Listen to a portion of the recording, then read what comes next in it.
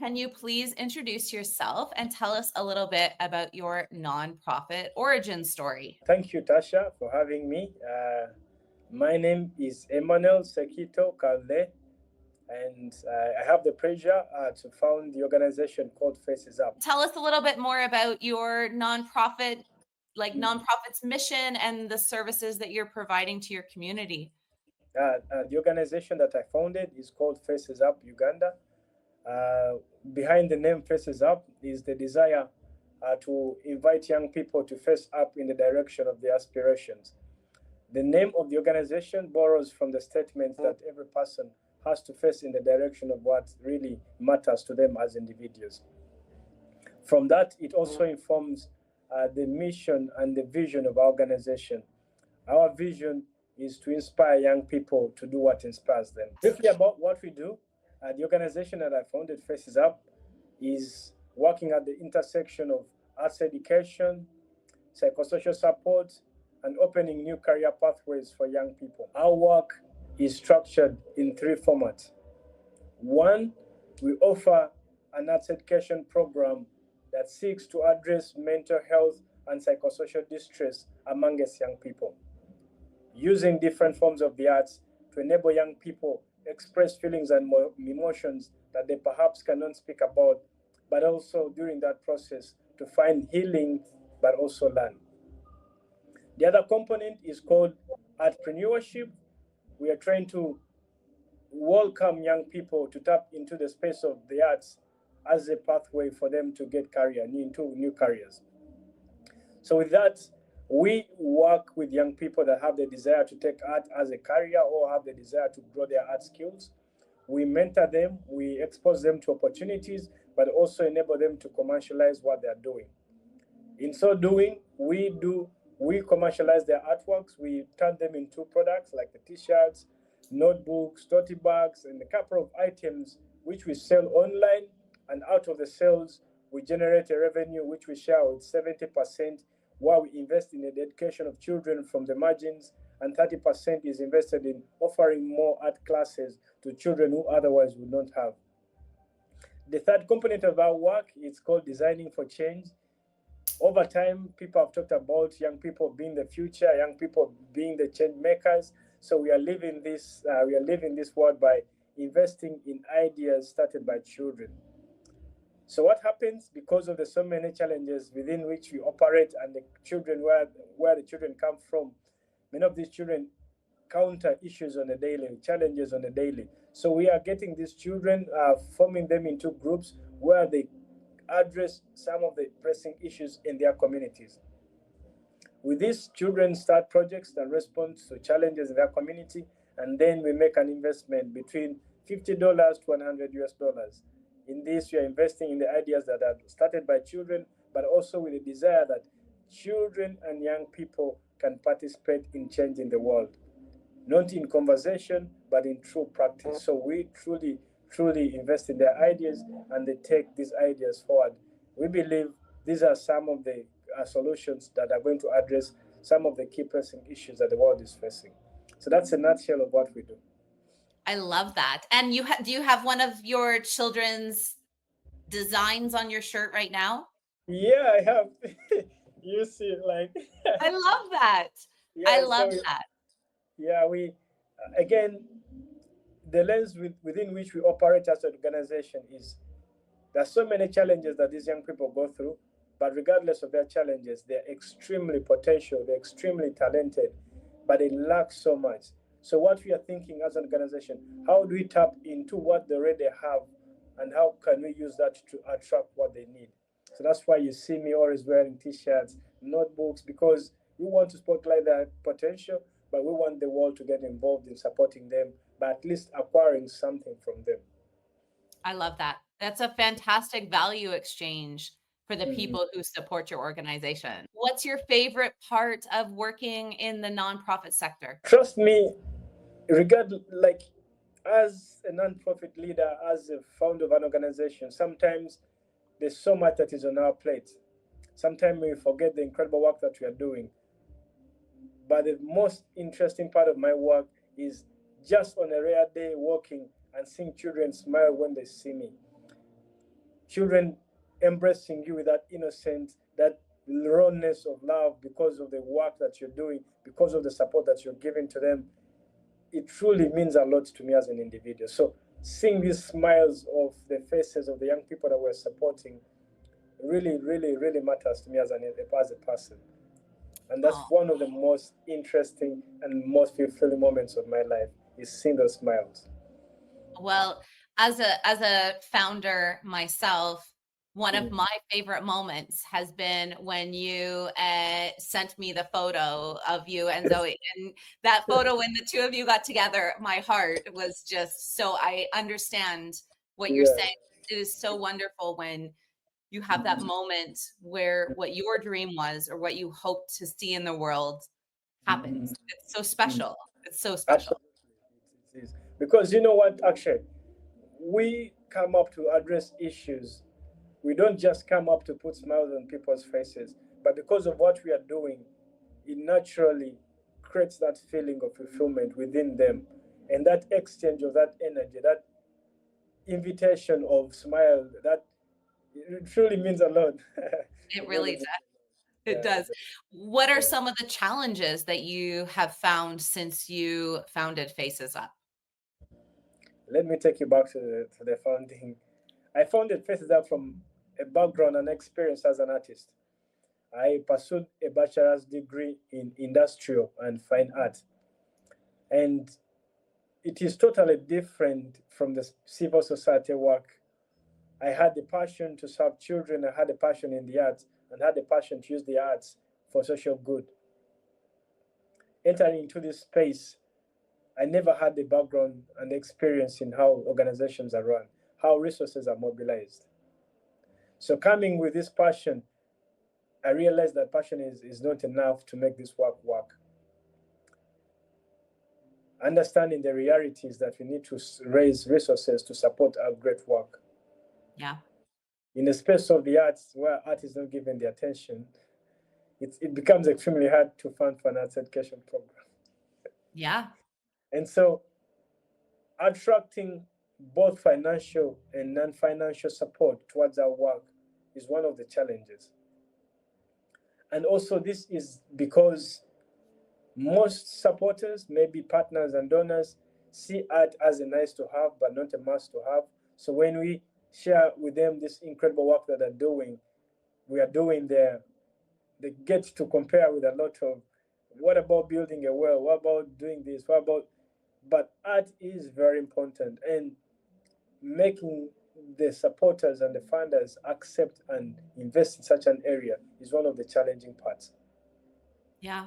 I can see that because so often fundraising funders are looking to cover like, what's considered a need, right? Or like something that you have to have. But I mean, art is a beautiful way to express yourself, and like you noted, it can also be a way to be sustainable. And there are lots of products, of things that you can sell, of services that are like having an artistic background is powerful. That's for sure.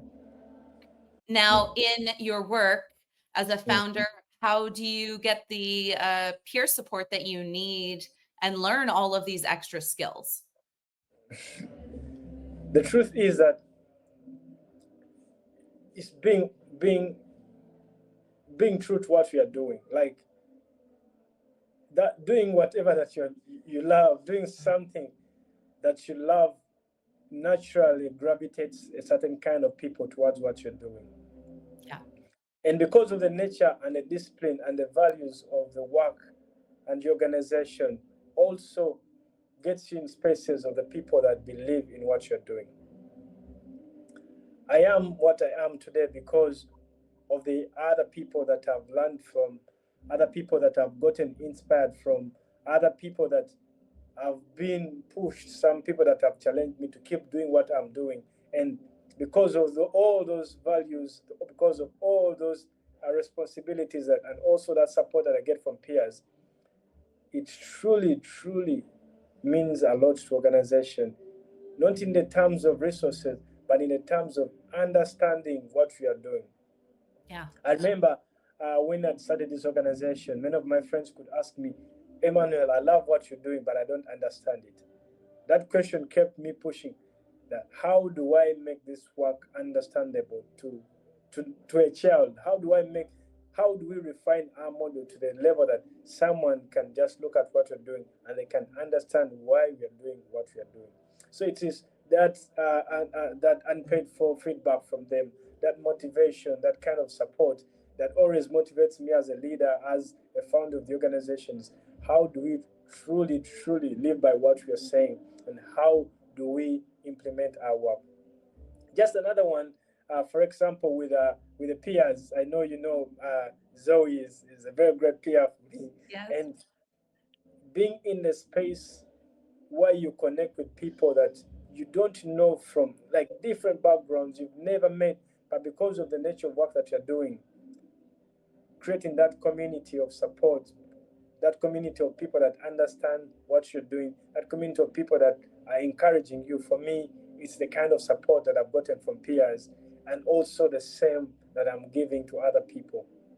Absolutely. Absolutely. I love that. And I was going to say, one of my questions was, what have you gotten out of being a Hive member? Why does it matter to build a community for people in nonprofit across the world? I love the word that you call it, a community. You know, this incredible work that you're doing is so lonely to be done alone. Like, Yeah.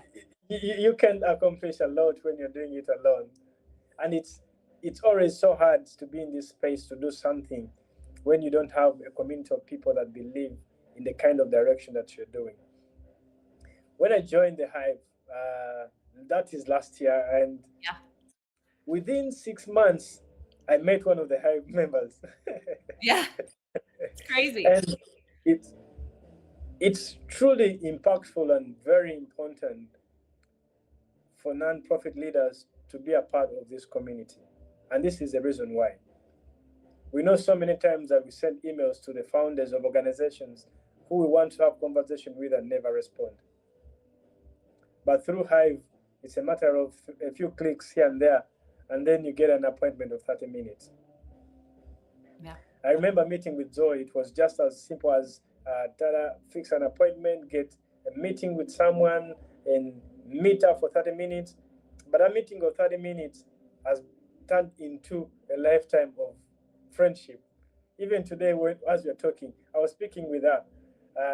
I met her in Texas, Dallas. She enabled me to travel to Texas because I was in Maryland, and because of that support, I flew to Texas. I I love spent it. time with her. She introduced me to the network of other people that are supporting, because this is a network of highly curated individuals. I don't know how you do it, but the people that are in the network are the right people to be a part of the network. And that kind of exchanges, those kind of posts that are published, those kind of articles, those kind of convenings, it gives you a different perspective of how the nonprofit world is working within other different backgrounds.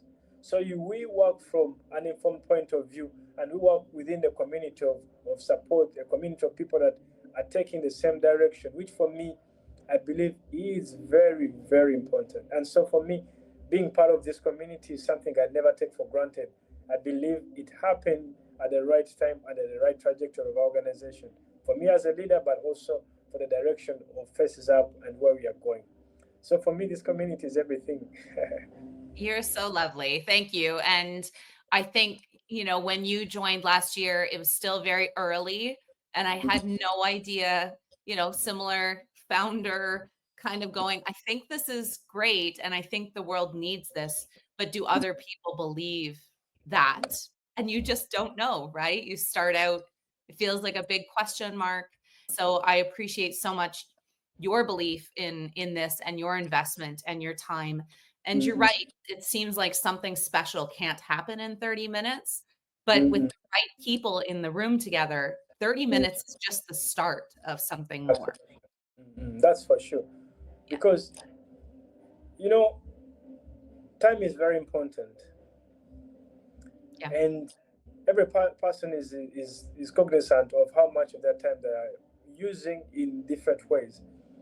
But within this community, for example, the people that you onboard, the people that are part of it, share a certain kind of understanding and direction.